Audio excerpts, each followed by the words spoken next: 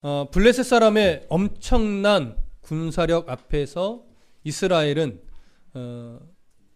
이들의 군사력을 무서워했습니다. 하나님은 사실 이들의 군사력을 무서워하지 말라라고 구약 성경에서 또 사무엘의 입술을 통해서 그렇게 강조하고 들려주고 보여주었었지만 이스라엘은 결국 그런 하나님의 말씀을 온전하게 자기에게 적용하여 기억하지 못하고 두려워하여 숨었고 두려워하여 도망쳤고 또 흩어져 버렸습니다. 백성들이 하나님을 신뢰하지 못하니까, 백성들이 하나님을 의지하지 못하니까, 백성들이 하나님만으로 든든한 이 마음의 태도를 갖지 못하니까 결국 왕도 하나님을 보지 못했습니다.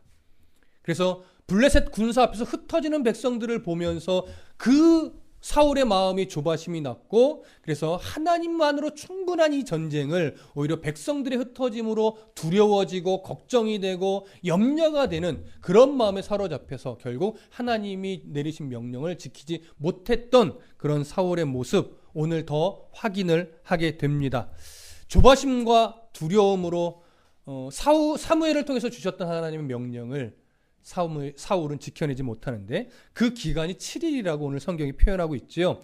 7일이 거의 지나갈 즈음에, 7일이 지나가 버린 것이 아니라 7일이 거의 지나가서 이제 몇십 분 내지는 몇 시간 남은 그 무렵에 사무엘 없이 사울이 번제를 드려버린 겁니다. 그 내용을 좀 읽고 말씀을 나누겠습니다. 8절과 9절입니다. 함께 읽습니다. 시작. 사울은 사무엘이 정한 기한대로 이레 동안을 기다렸으나 사무엘이 길갈로 오지 아니하매 백성이 사울에게서 흩어지는지라. 사울이 이르되 번제와 화목제물을 이리로 가져오라 하여 번제를 드렸더니 사울은 사무엘이 거의 오지 않자, 7일이 끝나가는데 오지 않자 마음에 조바심이 나기 시작하는데 그 눈앞에 그 상황에서 더 두드러지게 확대돼서 보이는 것은 흩어지는 백성들이었습니다. 그래서 더 이상 흩어지게 놔두면 안 되겠다 이런 생각을 하게 된 사울은 빨리 번제물과 화목제물을 가지고 와라 해서 하나님 앞에 번제를 드리게 되죠. 우리는 이 장면을 종종 이렇게 말합니다. 사울이 제사장으로서의 자격이나 권한이 없으면서 자신이 직접 제사장처럼 이 번제를 인도하여 하나님 앞에 범죄를 저질렀다, 불순종을 한 것이다, 하나님의 명령을 어긴 것이다, 이렇게 이제 이해를 하는 거죠. 그런데 성경을 잘 보면요, 사울이 자기가 직접 이 번제를 인도했다라고 명확하게 볼 근거가 좀 약합니다. 무슨 말씀 이해되십니까? 다른 성경들을 봐도요, 지금처럼 솔로몬도 번제를 드렸다고 해요. 다윗도 제사를 드렸다고 해요. 그러면 그런 표현이 다 그 왕이 직접 제사를 인도했다라고 하는 의미는 아니라고 하는 것이죠. 그러니까 지금 이 장면도 사울이 자기가 직접 조바심을 이겨내지 못하고 번제를 드렸을 수도 있지만 사울이 번제를 인도한 것이라고 단정하기는 좀 어렵다라고 하는 거예요. 왜 그렇게 우리가 볼 수 있냐면, 여러분 사무엘상 14장으로 한번 가보실게요. 사무엘상 14장 3절. 함께 읽어봅니다. 시작. 아히야는 에봇을 입고 거기 있었으니 그는 이가봇의 형제 아히두베의 아들이요 비느하스의 손자요 실로에서 여호와의 제사장이 되었던 엘리의 증손이었더라. 백성은 요나단이 간 줄을 알지 못하니라. 그 지금 전쟁터에 제사장이 있었나요, 없었나요? 있었어요. 한 구절 더 볼까요? 18절. 사무엘상 14장 18절 함께 읽습니다. 시작. 사울이 아히야에게 이르되 하나님의 궤를 이리로 가져오라 하니 그때에 하나님의 궤가 이스라엘 자손과 함께 있음이라. 제사장 아히야가 사울과 멀리 있습니까? 가까이 있습니까? 그렇죠. 멀리 있는 것 같지 않아요. 언약궤 가져오라고 명령을 내리고 할 정도로 가까이 있습니다. 그렇다면 옆에 제사장이 있는데 사울이 제사장을 내팽개치고 자기가 제사를 드렸을까요? 어떤 가능성이 더 많을까요? 제사장이 인도했을 가능성이 훨씬 더 많지요. 네? 제사장이 옆에 있는데 그를 제껴놓고 자기가 제사를 인도했을 가능성이 더 적다는 얘기예요.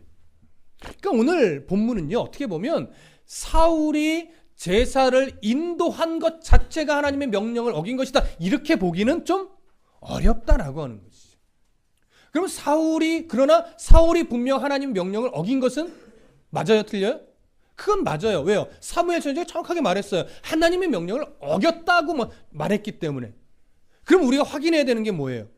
그러면 하나님이 내리신 명령은 뭐였는가? 사울이 도대체 하나님의 명령을 어긴 그 내용은 뭔가? 이거를 우리가 확인을 좀 해볼 필요가 있습니다. 자, 13장 13절을 볼까요? 사무엘상 13장 13절.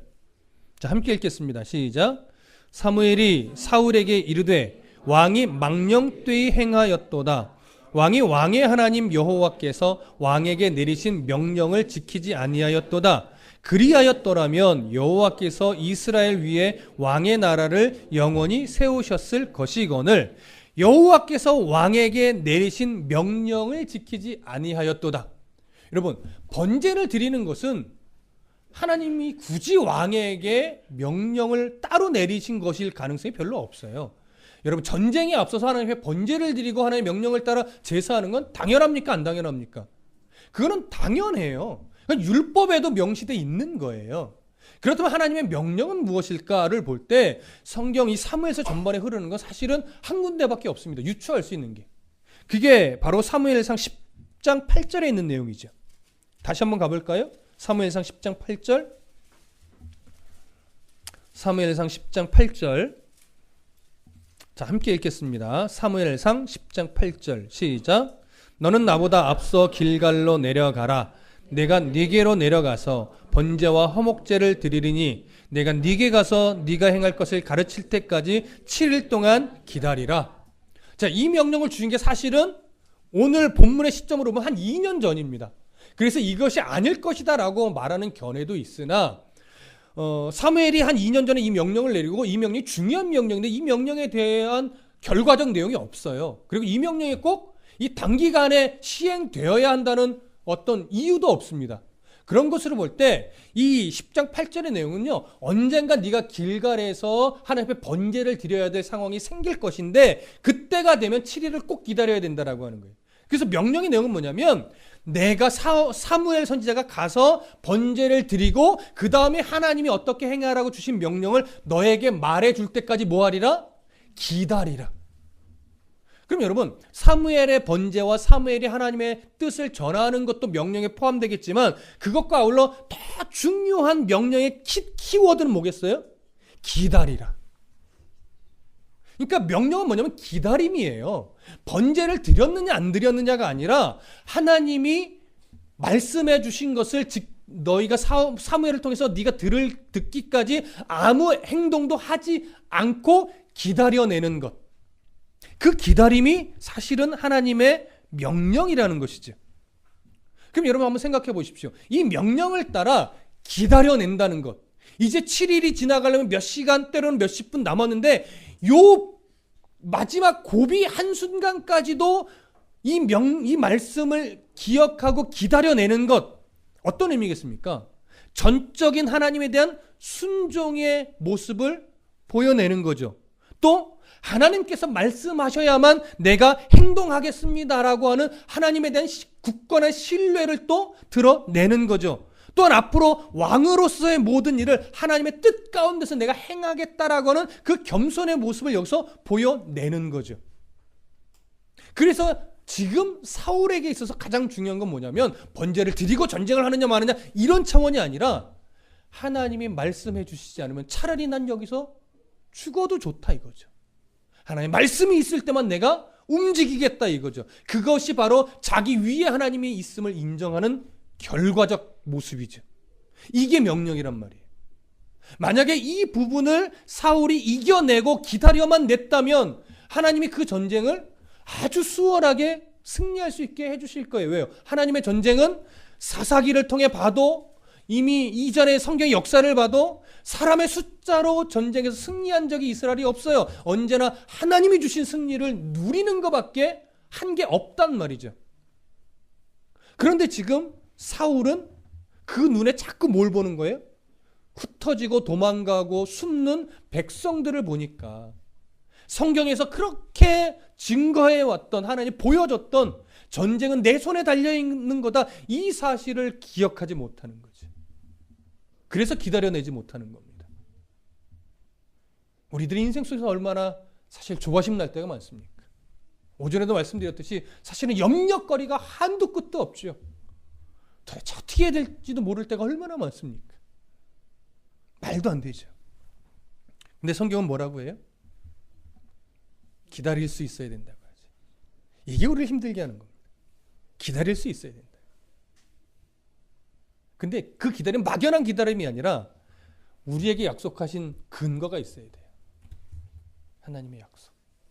그러니까 이 약속을 성경 안에서 우리가 발견하는 것도 중요하고, 발견한 그 말씀을 내게 적용하여 그 말씀대로 이루어 줄 것을 믿고 기다려내는 것, 사실 이게 신앙이죠. 이게 성숙해져 가는 게 우리의 또 신앙의 방향성이기도 합니다. 사울이 그것을 해냈어야 하는 거죠. 자, 10절부터 12절까지 좀 읽어볼까요? 사무엘상 13장 10절부터 12절 함께 읽습니다. 시작. 번제 드리기를 마치자 사무엘이 온지라. 사울이 나가 맞으며 무난함에 사무엘이 이르되 왕이 행하신 것이 무엇이냐 하니, 사울이 이르되 백성은 내게서 흩어지고 당신은 정한 날에 오지 아니하고 블레셋 사람은 믹마스에 모였음을 내가 보았으므로, 이에 내가 이르기를 블레셋 사람들이 나를 치러 길갈로 내려오겠거늘 내가 여호와께 은혜를 간구하지 못하였다 하고 부득이하여 번제를 드렸나이다 하는지라. 이 구절을 보면 백성들의 마음을 붙잡기 위해서 어쩔 수 없이 부득이하게 사울이 번제를 드린 거예요. 그가 말합니다. 백성은 내게서 흩어지고 있고 당신은 정한 날에 오지 않고 있고 블레셋은 코앞에서 온갖 무기를 동원하여 곧 쳐들어올 것 같은 기세로 서 있고. 여러분, 우리 같으면 어땠을까요? 똑같았지 않았을까요? 아이고, 그걸 못 기다리고, 우리는 그렇게 생각할 수 있겠지만 여러분, 그걸 기다리는 게 얼마나 힘든지 아시잖아요. 그걸 기다리는 게. 그래서 이 사울의 모습이 결코 우습게 볼 부분은 아닙니다. 인간적으로는 충분히 이해되고 누구라도 그러했을 것으로 여겨집니다. 그럼에도 불구하고 하나님이 원하시는 것은 바로 그 순간을 좀 이겨내는 신앙이 네게 필요하다라고 하는 거죠. 그럴 때 네가 진짜 승리가 무엇인지를 맛보게 되고, 그 승리를 한번 맛보면 교만해지지 않고 하나님이 세우신 왕으로서 네가 견고하게 삶을, 또 왕으로서의 삶을 살아갈 수 있다라고 하는 거죠. 어쨌든 하나님 앞에서 부득이하게 그럴 수밖에 없었습니다는 변명밖에 되지 않는 거예요. 사울의 이 말에는요, 이런 의미도 있습니다. 당신이 일찍 오시기만 했더라도 내가 이러지 않았을 것 아닙니까? 여러분, 우리들의 인생 속에 이런 변명할 때가 참 많지 않아요? 하나님 그때 상황만 이렇게 해줬으면 내 신앙이 더 견고했을 텐데, 그때 내가 방황했던 거예요. 사실 하나님이 이거 안 주셔서 그런 거잖아요. 하나님이 이런 가정에 날 태어나게 해주셔서 내가 이런 거지요. 여러분, 이렇게 저렇게 내 신앙을 변호하고 변명할 만한 거리들이 우리 인생의 요소에 얼마나 많이 있습니까? 또 그렇게 하기도 한 적이 얼마나 많이 있습니까? 그런데 하나님은 성경을 통해서 이런 말씀도 하셨습니다. 내가 벙어리를 내가 왜 만들었는지 아느냐? 내가 눈먼 자를 왜 만들었는지 아느냐? 그를 불행하게 만들려고 내가 그랬더냐? 아니라는 거지. 그를 통해서라도 내가 영광받을 것이 있기 때문에 내가 그들을 그렇게 만들었다 이거죠. 우리 눈에는 벙어리가 불쌍하고 우리 눈에는 눈먼 자가 불쌍한데, 그들도 하나님의 영광을 돌리는 자로 쓰임 받고 나면 그들은 그 모습에서도 하나님을 영광 돌릴 수 있다라고 하는 거예요.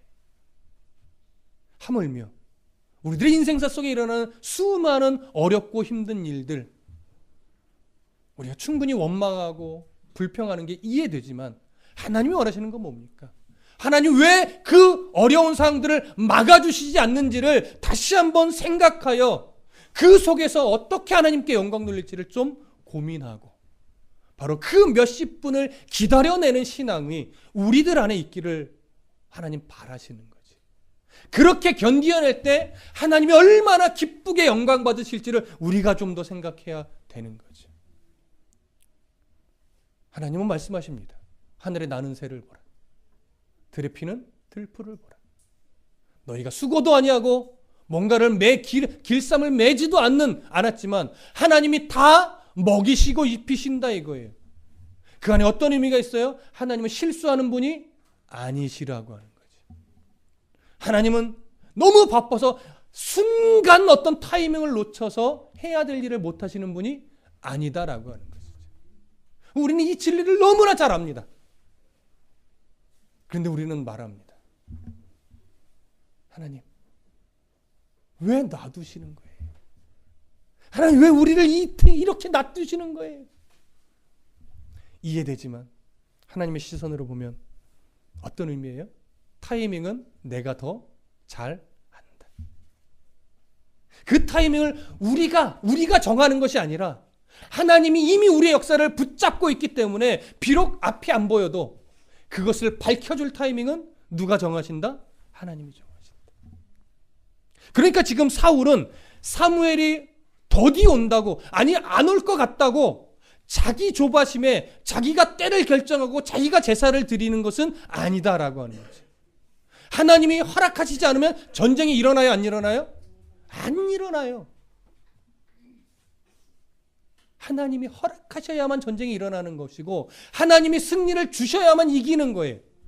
그런데 우리는 자꾸 그 때와 그 승리를 내가 정하고 내 방법으로 이기고 싶어하는 경우가 참 많습니다. 그런데 누구나 다 그렇습니다. 누구나 다. 하나님 그 고비를 넘기기를 지금도 기다리며 우리의 인생사 속에 때로는 어려운 순간들을 그냥 놔두시는 거죠.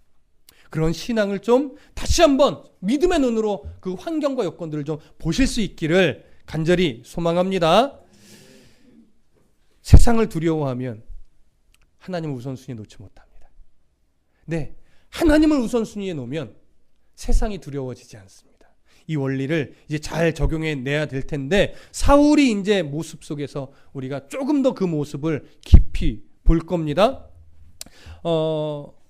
13절부터 15절을 함께 보겠습니다. 13절부터 15절 시작. 사무엘이 사울에게 이르되 왕이 망령되이 행하였도다. 왕이 왕의 하나님 여호와께서 왕에게 내리신 명령을 지키지 아니하였도다. 그리하였더라면 여호와께서 이스라엘 위에 왕의 나라를 영원히 세우셨을 것이거늘 지금은 왕의 나라가 길지 못할 것이라. 여호와께서 왕에게 명령하신 바를 왕이 지키지 아니하였으므로 여호와께서 그의 마음에 맞는 사람을 구하여 여호와께서 그를 그의 백성의 지도자로 삼으셨느니라 하고 사무엘이 일어나 길갈에서 떠나 베냐민 기브아로 올라가니라. 사울이 자기와 함께한 백성의 수를 세어보니 600명 가량이었더라. 사울의 변명을 들은 사무엘은 왕이 하나님 여호와께서 왕에게 내린 명령을 지키지 아니하였도다라고 책망하면서 그 당신의 왕의 불순종으로 인해서 이제 사울의 나라가 길지 못할 것입니다 라고 하나님의 뜻을 전하고 그냥 길갈을 떠나 기브아로 올라갔습니다. 올라가고 나서 이제 싸워야 하니까 남은 백성의 수를 세어보니 몇 명이에요? 600명입니다. 여러분 600명이라는 숫자는 잘 기억해 보시면 정말 너무나 말도 안 되게 사람들이 다 도망가고 숨고 피한 거예요. 이미 군사를 모집했던 숫자만 해도 몇 명입니까? 처음에 3,000명이죠. 그 외에 전쟁을 할 테니 좀 모이십시오라고 해서 자원하여 모인 사람들이 꽤 많았을 거예요. 근데 그 선발됐던 3,000명도 흩어지고 길갈에 모였던 군사도 흩어지고 다 흩어지고 도망가다 보니까 남은 게 기껏해야 600명이죠. 어떻게 보면 이제 하나님 앞에도 버림받았고 백성들에게도 버림받은 모습입니다. 자, 그 이후에 성경이 이제 무엇을 얘기하나 보시죠. 16절부터 18절을 읽겠습니다. 시작. 사울과 그의 아들 요나단과 그들과 함께한 백성은 베냐민 게바에 있고 블레셋 사람들은 믹마스에 진쳤더니 노략군들이 세 대로 블레셋 사람들의 진영에서 나와서 한 대는 오브랏길을 따라서 수알 땅에 이르렀고 한 대는 베토론 길로 향하였고 한 대는 광야 쪽으로 스보임 골짜기가 내려다 보이는 지역길로 행하였더라. 600명밖에 남지 않은 상황 속에서 이제 블레셋이 움직이기 시작합니다. 근데 그 움직임의 시작을 누가 움직였다고 말하냐면 여기서 노략군들이 움직였다라고 말합니다. 이 노략군들이 세 대로 움직여서 요소로 지금 진격했다라고 이야기를 하지요. 여러분 여기서 말하는 노략군은 어떤 자들이냐면 전쟁에 앞서서 가장 전방에 배치되어서 일단은 전략상 주요 거점을 확보하면서 선제 공격을 하는 정예부대라고 보면 됩니다. 이들이 중요 거점을 확보한 이후에 우르르 이제 본진이 싸우러 들어오는 거죠. 그러니까 지금 이 정예부대가 움직였다는 얘기는 뭐냐면 곧 대대적인 공격이 시작될 것을 의미하는 거예요. 그러니까 지금 이 세대가 노략군들이 세대로 움직였다는 건 이 사울의 입장에서는요 엄청난 공포가 되는 거예요. 저들이 주요 거점을만 확보하면 이제 몰려들 텐데 우리는 어떻게 해야 되는가? 근데 성경이요 참 이상한 내용을 하나 툭 집어넣습니다. 참 어떻게 보면 엉뚱한 내용을 하나 집어넣습니다. 그 부분을 좀 읽어보시죠. 19절부터 23절입니다. 시작. 그때에 온 이스라엘 온 땅에 철공이 없었으니 이는 블레셋 사람들이 말하기를 히브리 사람이 칼이나 창을 만들까 두렵다 하였음이라. 온 이스라엘 사람들이 각기 보습이나 삽이나 도끼나 괭이를 벼리려면 블레셋 사람들에게로 내려갔었는데 곧 그들이 괭이나 삽이나 쇠스랑이나 도끼나 쇠채찍이 무딜 때에 그리하였으므로 싸우는 날에 사울과 요나단과 함께한 백성의 손에는 칼이나 창이 없고 오직 사울과 그의 아들 요나단에게만 있었더라. 블레셋 사람들의 부대가 나와서 믹마스 어귀에 이르렀더라. 이 본문을 보니까 갑자기 생뚱맞게 무슨 얘기가 나와요? 이스라엘의 철기 산업이 제대로 형성되지 못했는데 블레셋 사람들이 오히려 히브리 사람이 이것들을 이 철공 기술로 칼이나 창 무기를 만들까봐 그들에게서 이 철공 산업을 폐쇄시켰다는 얘기예요. 의도적으로 못하게 막았다는 얘기죠. 그러면서 뭐 농기구, 보습은 이제 땅 파는 어떤 도구일 것으로 봐요. 보습이나 삽이나 도끼나 괭이를 벼리려면 블레셋 사람들에게 가서 일정 돈을 내고 벼리어왔대요. 자, 벼린다는 게 무슨 의미입니까? 날카롭게 가는 거, 연마하는 거예요. 두들기고 갈고 그래서. 그래서 이 벼린다는 말이 옛날 말인가 봐요. 요즘은 하도 안 쓰는 말이어서. 그래서 이런 농기구 이야기를 해요. 그래서 무딜 때에는 이스라엘 안에 그런 기술이 없어서 블레셋 사람 지경으로 가서 일정 돈을 내고 이런 농기구들을 벼리어서 왔다. 뭐 이런 얘기가 생뚱맞게 들어가는 거예요. 근데 그러면서 그 내용을 어떻게 연결해요? 온 이스라엘 안에는 이런 철기로 된 무기는 하나도 없었고 오직 사울과 요나단만 가지고 있었다 이거예요. 이렇다는 얘기는 저번 시간에도 얘기했지만 지금 모인 백성들 손에 들려있는 무기는 뭐란 얘기예요? 농기구란 얘기예요. 보습 들고 있고 그 다음에 삽 들고 있고 도끼 들고 있고 괭이 들고 있고 어떻게 보면 더 무식해 보이기도 하지만 그런 농기구 들고 싸우겠다고 지금 들어온 거예요. 근데 상대편은 철병거에 마병에 칼에 창에 별의별 신무기를 다 들고 왔을 텐데 그러면 이 비교는 결국 무슨 비교입니까? 아무리 사람이 많아도 이스라엘에 수천 명 수만 명이 모였다 할지라도 결국 그들 손에는 농기구밖에 없는 거예요. 이 싸움이 된다는 얘기예요, 안 된다는 얘기예요. 600명이 남은 게 문제가 아니라 수천 명이 있어도 이 전쟁은 사람의 전쟁으로서는 이미 이길 승산이 없는 그런 전쟁이었음을 의미하는 겁니다. 그런데 지금 사울에게선 누가 떠나버렸어요? 외적으로도 이런 상황인데 영적으로는 하나님이 떠나버렸어요. 자, 이 싸움이 어떻게 전개될까요?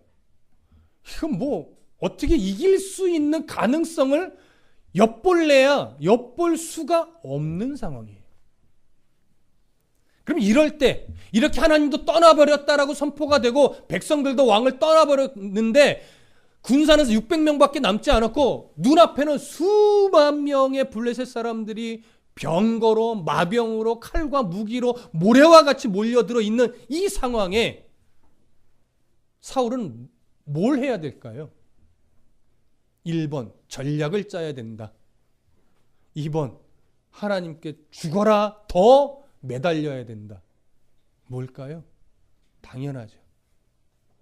하나님께 버림받았어도 여러분 매달리는 것밖에 없습니다. 그래서 우리가 성경 전체를 놓고 볼 때 하나님이 실제 자기 자녀를 버리신 적이 있습니까? 없습니까? 여러분 없습니다. 버린다 하더라도 버렸다 말했을지라도 다시 나 죽여주세요 하나님 두 손 들고 나아가면 다시 품어주시는 게 하나님입니다. 사울을 버렸다라고 선언됐지만 그래도 사울이 하나님 앞에 죽어라 부르짖고 매달리고 항복하면 하나님은 그 전쟁을 승리로 주실 겁니다. 놀랍게도 우리가 다음 장에 가면 요나단에게서 그런 모습을 보게 되죠. 그럼 그 요나단과 함께하는 이 전쟁의 승리 장면은 언제 보게 될까요? 네, 다음 주에 보게 되겠죠. 그렇죠? 오늘 그거 보면은 또 1시간 후딱 가니까 오늘 거기까지는 보지 않습니다. 다음 장에 14장으로 가면 이제 요나단의 참 용기 있는 믿음의 이야기가 펼쳐지게 되는데 우리가 오늘 그걸 기대하면서 마무리를 할 겁니다. 하나님의 손을 놓지 않는 믿음이 가장 절실하게 필요합니다. 우리가 알고 있다시피 우리가 놔도 하나님은 안 놓습니다. 하나님은 놓지 않는데 우리는 자꾸 하나님이 나를 놨다라고 여길 때가 많습니다. 어떻게 보면 지금 사울이 그렇습니다. 절대 하나님이 놓지 않으신다라고는 그 신뢰를 우리가 가슴속에 담고 놓지 않으시는 하나님의 은혜로 오늘을 살아가십시오.